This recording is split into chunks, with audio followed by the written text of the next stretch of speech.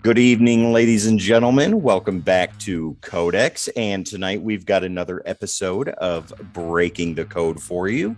One topic, no script. And this week is a little bit devious. Ooh. I like how you went there. Excellent. Amazing. So this week we are talking top 5 villains. I've got my list. Jamie's got his. Neither one of us know who the other has chosen.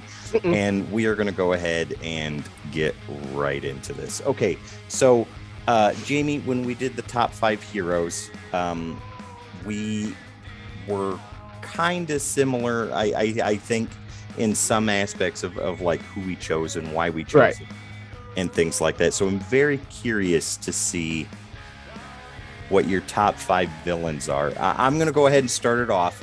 Go for it. And my number 5 for top 5 villains. Now, again, guys, this is all subjective. This is just who we decide that our top 5 are. If you have a different top 5, put it down below. Let us know. Yeah, definitely let us know. And we're doing this because we get a lot of those questions of like, who is your favorite? Yep. You know, so we figured top 5s would be working out for us. Yeah. Oh, yeah. So, okay. My top 5 is going to be a shocker. Ooh, number 5 shocker is That's right. Number 5 is Shocker. Shocker has been one of my favorite Spider-Man villains since I was an itsy bitsy spider. He's just cool. I dig him. I dig the heck out of him. I love the gauntlets that he has. I love the suit that absorbs the shocks and all that stuff. And he is just like the worst criminal ever, but he goes toe-to-toe with Spider-Man all the time, and I just dig the crap out of it. And he never gets enough credit for just trudging along, you know? right. You know what the funny thing is? I do like that pick because that brings back so many memories. It's like you don't see him anymore. And it's sad. I loved when Shocker both 1 and 2 were in Spider-Man Homecoming. I loved it. I thought that was great. That hurt me.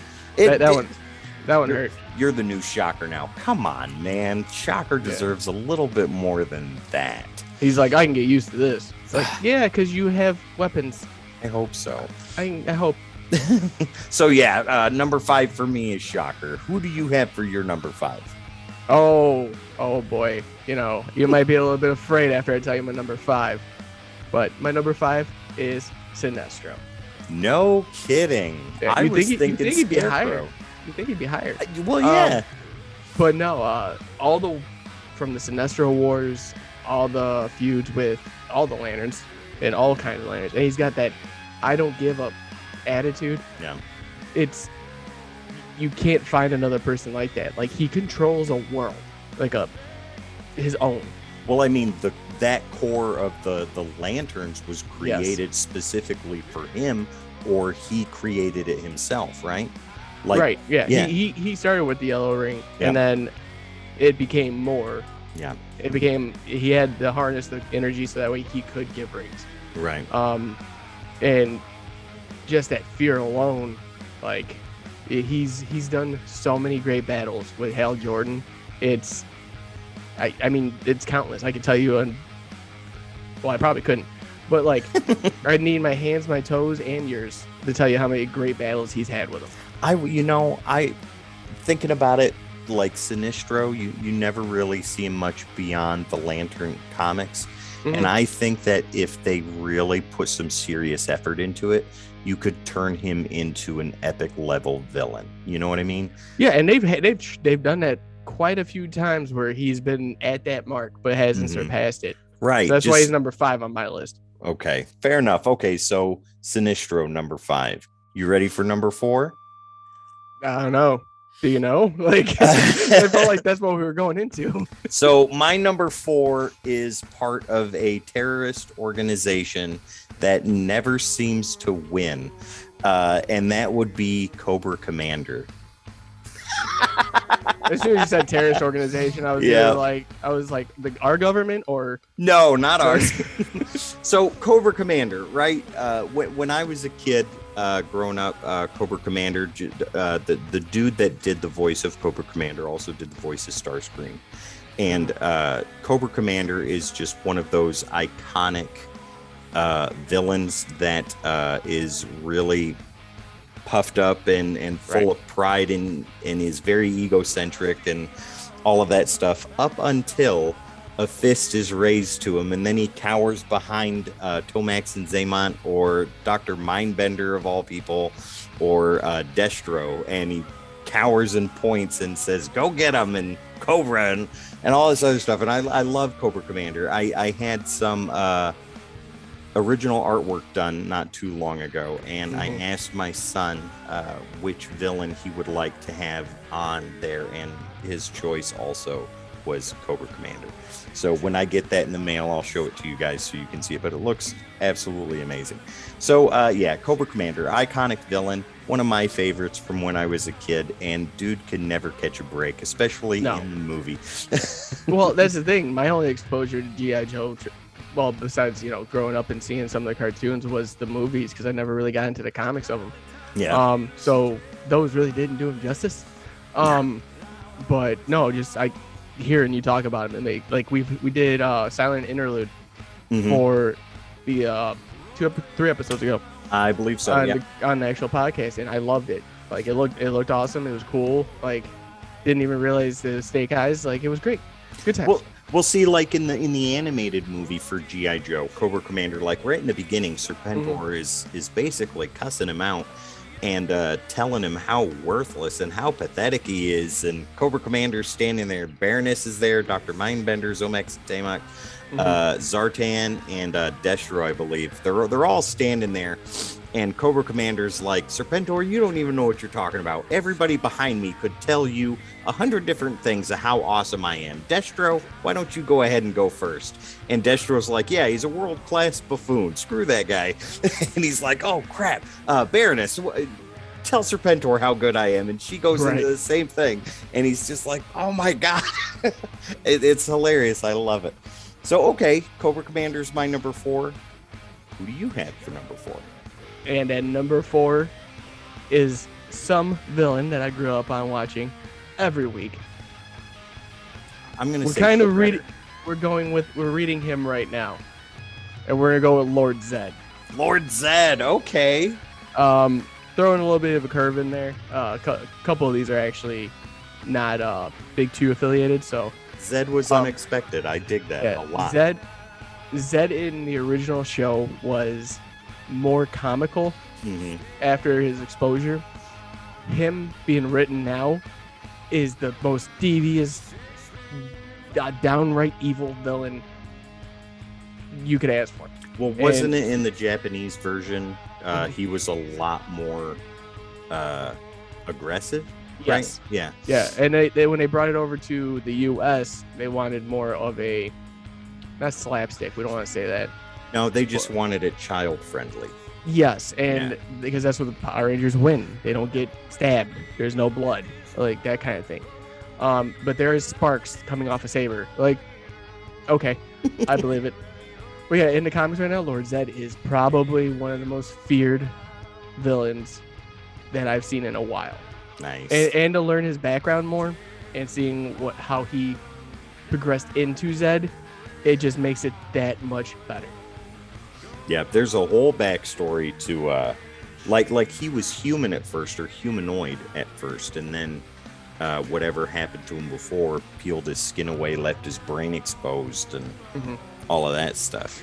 Yeah, but in the comic, it's a lot different. Really? Okay, because I know that was kind of the backstory that they gave him in the show, so like in the later seasons and series.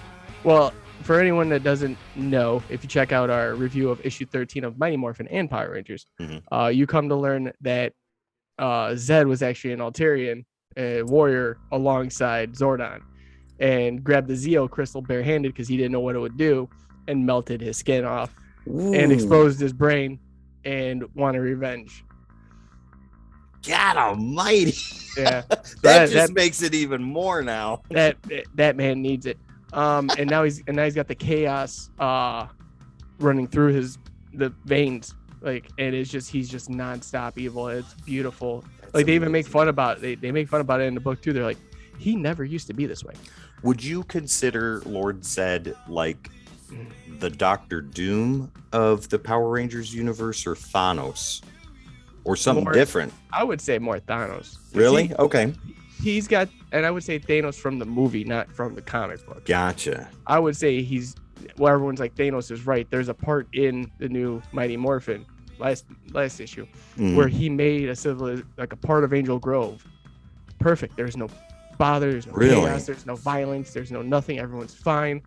And once the Power Rangers fix it, they realize that everyone's against them now because of the fact that everything was great. There was no problems. That's interesting. Zedd's world. Okay. And that's the kind of thing I didn't want to lead into, but spoiler. But I don't think Zedd's world is straight utopian, though. I'm sure it was. Was it really? Okay. There was no ruler. There was no nothing. That is and everyone got surprising. Along. Okay. All right. So that's a great pick for number 4. That's very surprising, but not surprising at the same time. All right. So my number 3, we never disrupt his coronation. And if you know, you know. But my number 3 is Starscream. That's a great. At number 3. Yeah. Okay.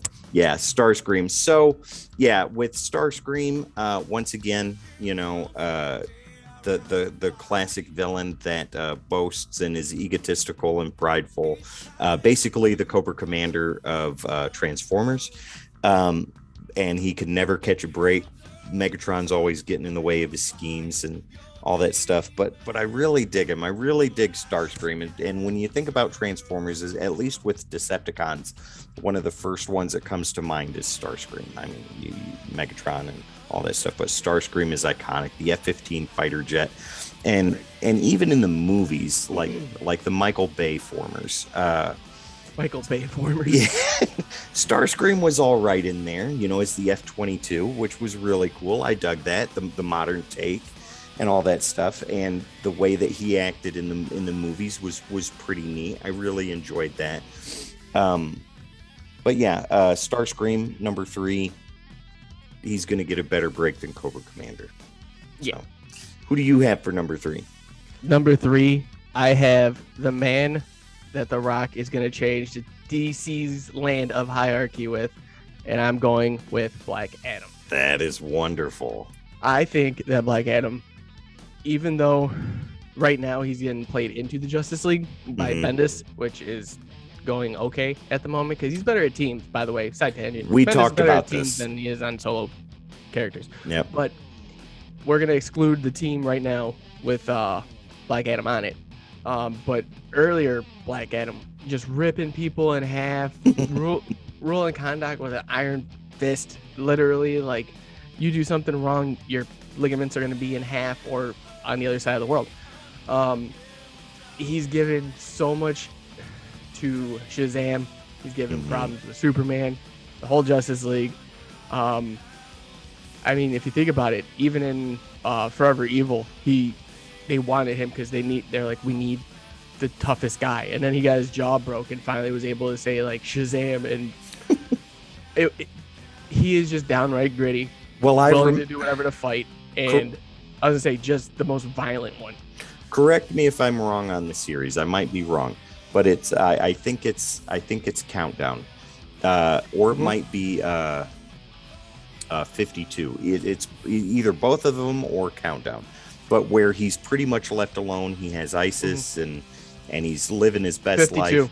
Is it 52? Okay. No. Oh, that is Countdown. Is it Countdown? Because the alligator eats the kid. Yeah, but he's living his best life. People are leaving him alone. Nobody's messing with him, and then ISIS kicks the bucket, and he just loses it.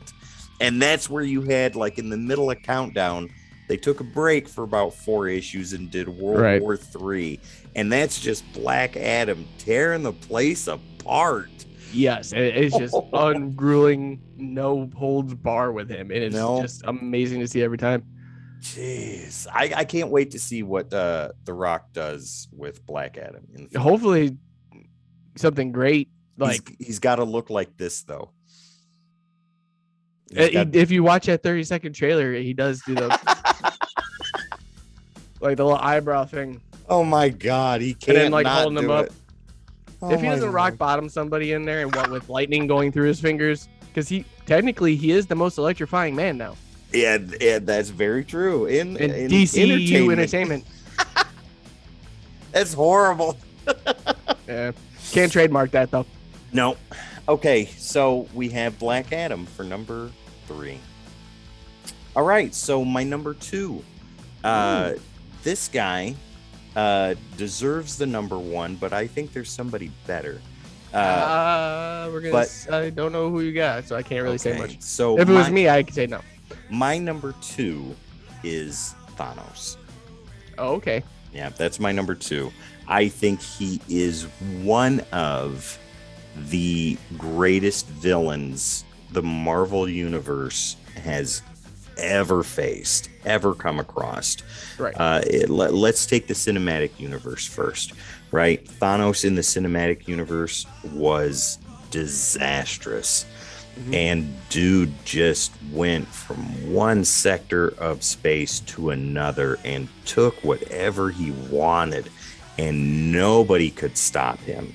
And the Earth's mightiest heroes, the Avengers, the Guardians of the Galaxy, nobody could do anything to him. And Tony Stark went toe-to-toe once in Infinity War, cut him just a little bit, and then Thanos was like, all right, man, it's on now. Yeah, well, he also went, you've gained my respect. But... Exactly. Yep. People will remember your name, Tony Stark. But yeah, Thanos in the MCU, one of the greatest villains to ever hit the screen.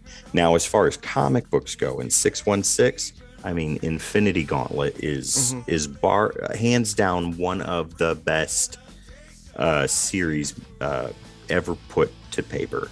Right. And it really shows the type of character that Thanos was. And in Infinity Gauntlet, I mean, he is right. Yeah. He is so in love with death that he is willing to sacrifice, well, not even sacrifice, give her half of the universe's life to show his undying devotion and love to her. And Mephisto's standing there, and even Mephisto's like, yeah, he's like, hey man, like, that might not be such a good idea. You might want to take a chain that way just for a little bit, like. And Death isn't saying anything to him, and he's like, my love, why aren't you talking to me? What is wrong? I know what's wrong. Killed half the universe. You need some souls, and I'm gonna give them to you in the form of half. And Mephisto's like, sounds like they got divorced. Oh my god, right? But yeah, Thanos, and even in Secret Wars, he was good too. And all kinds of other things that he's been in. Yeah, Thanos is just Thanos, dude. Like with or without the Infinity Stones. I like the pick. Mm-hmm. Obviously, we have some good pros, but I can never put that guy on my list. How come? When you can get arrested by the New York Police Department and handcuffed and put into the back of a cop car, and you get beat by Squirrel Girl, I have issues. Was that when he was flying the Thanos copter around too? And I didn't mind the Thanos copter. I had no problem. My problem was you got arrested by two dudes, probably named Jack and Dave, and thrown into the back of a squad car, and you're supposed to be the most omnipotent being. That was before he learned of the Infinity Stones. He was still just a regular villain at that time. He was Thanos light. Let's just put it that way. That's right. Yeah, yeah. He was young Thanos. Yeah. Even young Thanos in the comics is better than him. How did Squirrel Girl beat him? I've never read that, and I don't think I ever I gotta remember. I have it, but she I think she just like swarmed him with squirrels and then like got on top of him and was like, nope, you're not going anywhere. Oh my god, come on now. Like, but she's like supposedly the most powerful in the like 616, and no one knows it. No one knows. Well, I don't know, and I disagree. Top villain for number one, Squirrel Girl. There you go. Yeah. Game over. We're done. Yeah. Thank you guys for coming. We'll see you Have a guys good day. in a bit. Who do you have for number two? I got the man, the myth, the legend, Oroku Saki, the Shredder. At number two. Interesting. And I don't know if this is personal beliefs, but I believe ever since I've seen the original Turtles cartoon, movies, comics, he has probably been the most consistent villain I've ever seen. And I'm not just talking about as a villain from evil standpoint. He has a lineage that if he dies, his kids are going to kill the Turtles. He has a plan B for if he is dead. He hates them turtles so much. You have to be a high grade, like insane maniac to hate someone so much that if I die, my kids are killing them and their kids after. Oh my God. Like he's got an insurance plan to kill the turtles. Like that is. Look, kids, I love you. You're going to inherit my entire Foot Clan and my underworld crime organization. But there's one thing you have to do. What, Dad? Anything. You have to kill the turtles. Yeah. Okay. those poor painters and their rat dad. Oh, my God. But no, he's always been, like, the way he was portrayed in the movies was just amazing. Dude. Kevin Nash, the Super Shredder, even that was awesome. Secret of the Ooze aside. Mm-hmm. The Shredder in the original. I liked him in that. We'll agree to disagree. The Shredder. Okay, first off, there's no disagree here. Like, we both agree because if it wasn't for Vanilla Ice, they wouldn't have had the power to beat him. That is very true, dude. I am so sorry I forgot about that. And that's my go-to song anytime I leave for a convention. It is. It's on my Spotify playlist right now. By the way, you catch this on Spotify. See that plug? Shameless plug. Yeah. No, we like anytime we go to a convention, I always mess with everybody because my buddy, he's like my brother Tommy. He's a big Ninja Turtle fan, so every time we leave, I always secretly put on Go Ninja Go. Oh my God. Or Ninja Rat, and go for that. And I'm like, okay, cool. But that aside, Super Shredder was awesome. I was little and going, oh my God, he's gonna come out the TV and kill me.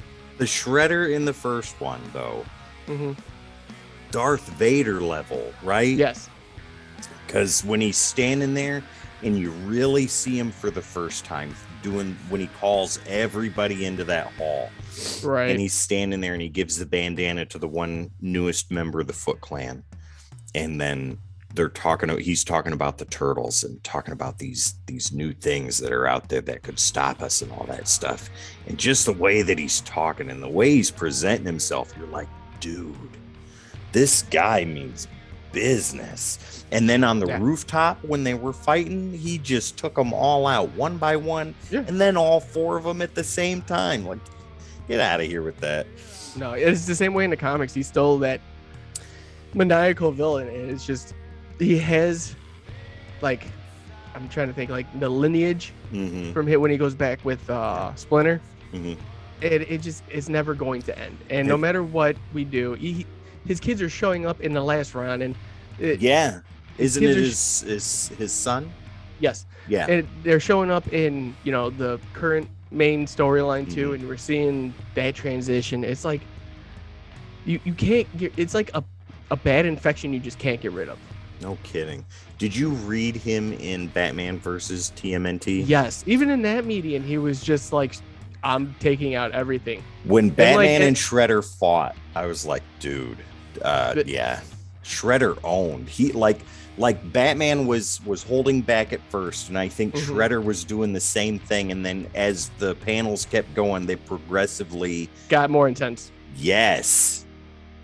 Yeah, it no matter what you put him in, he's going to be elite in his own right. And especially if it involves the turtles, then it's just, it's going to be just a barn burner. Now, I will say this. I really did enjoy the way Shredder looked in the Michael Bay produced TMNT Teenage Mutant Ninja Turtles. I really like the way Shredder looked there, and the building top fight with that was pretty awesome too. I enjoyed that. Yeah, no, I enjoyed every media into there, and that's I can't get enough of it. I mean, I want to collect the issues, but they're just too expensive to go back, and so I'm getting the trades little by little. Right on. Trades are just as good. You get to read the stories. Why not? No, absolutely not. I'm a floppy comparison. Guy. We're gonna get into that in another Breaking the Code. Breaking the Code, episode 4, ladies and gentlemen. Trades versus single issues. Yes, and I win. Oh, well, thanks again. Have a good day. Okay. That's going to be the show. Thank you for coming. Trades. No. So, before we get into our number 1 picks, let's go ahead and run through our 5, 4, 3, and 2s before we reveal our number 1s. So, I'm going to go ahead and take that over. So, my number 5 is Shocker. My number 4 is Cobra Commander. Number 3, Starscream. Number 2, Thanos. And my number 1 pick for top villain, I think, is the greatest villain in the Marvel Universe. Ooh, we might have the same one. And it is not Galactus. I know. It is Dr. Doom. Ooh, okay, we don't have the same one. Dr. Doom. Very good pick. Yes. From his debut in the Fantastic Four, all the way through beating the snot out of the Beyonder and taking his powers in Secret Wars, up to seeing him in Secret Wars later on in the most recent one, and reshaping and holding together fragments of reality. Dr. Doom is hands down the most vile villain in the Marvel 616 universe. This guy is something else. I mean, so, okay, iconic moments for Dr. Doom. Obviously, Fantastic Four number 5, I believe it is his first appearance, where he comes in and you learn that he and Reed Richards had been colleagues at one point in time. Dr. Doom is now the ruler of Latveria and all that stuff. And he stayed with the Fantastic Four, dealing with Fantastic Four from time to time. But then eventually, as every character in the Marvel Universe does, they go out and they interact with other characters and things like that. He's taken on the Avengers. He's taken on the X-Men. He's taken on the Fantastic Four. He's defeated the Beyonder. I mean, it just goes on and on. I don't think any ground level or cosmic level villain can compare to the amount of knowledge and magical abilities this man has at his command. Technology, magic, his genius, superb genius level intellect. I mean, nobody tells Doom what to do. And even in Dark Ages, he's in there and he sided with the heroes, what was left of him, because he knew what Apocalypse was trying to do. Right. Doom don't want to be under nobody's rule. Doom's going to do whatever Doom wants to do. Doom do what Doom do. Doom right. And it's just Dr. Doom. Dr. Victor Von Doom for number 1, right? And that is a great pick. I gotta admit, like, when you think of Marvel, like a Marvel Mount Rushmore of villains, he's always going to be on there. He's going to be the George Washington centerpiece. Whatever one that is. Side bit, the best cinematic version of Dr. Doom has Fantastic Four stick? The Fantastic Four that was never released, the one that was made for $1 million.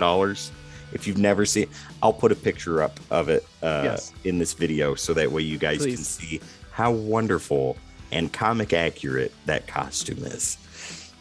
We need it. All right, so Jamie, run through your 5 all the way to revealing your number 1. All right, guys, at number 5, I had Sinestro. And number 4, Lord Zedd. Number 3, the man Black Adam. And number 2, the man, the myth, the legend, Oroku Saki Shredder. And for my number 1, this is also in the Marvel Universe. I thought we were in the same wavelength, Okay. but obviously we're in different chapters. If you say Dr. Octopus, I'll be pleasantly surprised. Oh. Oh, okay. Go ahead. No. The guy I picked, he's just more villainous. He has no filter. He just doesn't care. And everywhere he goes, he leaves a trail of carnage. No, number 1 is Cletus Cassidy Carnage. Really? Every time I got if you could see it, it's kind of blurred out. Wrong hand. It's kind of blurred out, but that is the promo for the first series for him. Mm-hmm. And it opens up with him just killing everyone in a bar. Wow. Let's see. The man has run his own cult so far. He's tried to take over all the symbiotes. Mm-hmm. That now there's a million of them. He was trying to bring people in as blood sacrifices. He was once ran down by Norman Osborn to get a piece of him so he could become the Red Goblin and take out Spider-Man. He's just murdered and killed everybody that's ever been in his way. I mean, there's no stopping him. Like, there really isn't, unless you're Spider-Man and can do those things. But or you're the Sentry and take him up into outer space and tear him in half. That too. But he still lived through that or came back. And every time he dies, they find a way to bring him back. And it's like, why would you bring him back? And then they're like, because of science. And it's like, no, he's just keep him dead. And then, but we still want him. And anytime you read something with Venom, you're like, I need Carnage in there, or Spider-Man. Yeah. Like, there's so many, like in Venomized, you don't see him at all through the other series. And then finally Venomized, they're like, oh, look, it's Carnage. And he's like, I'm gonna help you for like 5 minutes and I'm killing everybody. Wow, that's amazing. It's great. So yeah, my number 1 goes to Cletus Cassidy. I mean, we both differed on our review for Venom, as far as what we thought of him. But I thought the portrayal was good. We did agree that his on-screen portrayal, what he looked like CGI-wise, was perfect, spot on. Yes. So yeah, that's my number 1. Like, you can't get any more diabolical than a guy that just has no limits. I think he's like everyone has a code. Like, they won't kill certain people, anything. He'll blow up a school if he wanted to. I think Carnage is one of the greatest Spider-Man villains. I really do. I think he's up there with Dr. Octopus and the Green Goblin and Venom. Rhino. Yeah, and Rhino too. The Russian in a suit. In a mechanical suit? Mm-hmm. Okay, cool. So that is our top 5, ladies and gentlemen. Once more, mine is Shocker, Cobra Commander, Starscream, Thanos, and Doctor Doom. Jamie, your top 5 real quick one more time. Sinestro, Lord Zedd, Black Adam, Oroku Saki, the Shredder, and Carnage. Right on. All right, ladies and gentlemen, I hope you guys liked this episode. If you did, be sure to hit the like button, do the subscription, hit the notification bell, so that way you know when this episode and other episodes for Codex come out, be it the podcast, Decoding Panels, the mail call, our wonderful one-shots that are on their way, and so much more. And don't forget that you can find us on all the socials. That would be Facebook, Twitter, Instagram, right here on YouTube, over there on Twitch, and you can find us on Spotify. All episodes are current and up to date, and the first episode of One Shots is out there for you to enjoy as well, and that is with the ever so wonderful and talented Casey Gilly and her work on Buffy the Last Vampire Slayer. Sonny went ahead and did that one and did a phenomenal job. Yeah, he did. Jamie, is there anything else you want to say before we get out of here? Yeah, just remember, like Tim said, now everything's uploaded onto Spotify and all other podcasting platforms. So go make sure you go check us out on Apple Podcasts, Google Podcasts, Chromecast, Podcast, whatever it may be, podcast cast wise, we are there. Once again, guys, I'm Jamie with Codex. Be kind to one another, and I will see you guys in the next one. All right, guys. And once again, this is Tim. This is Breaking the Code. We'll see you next time.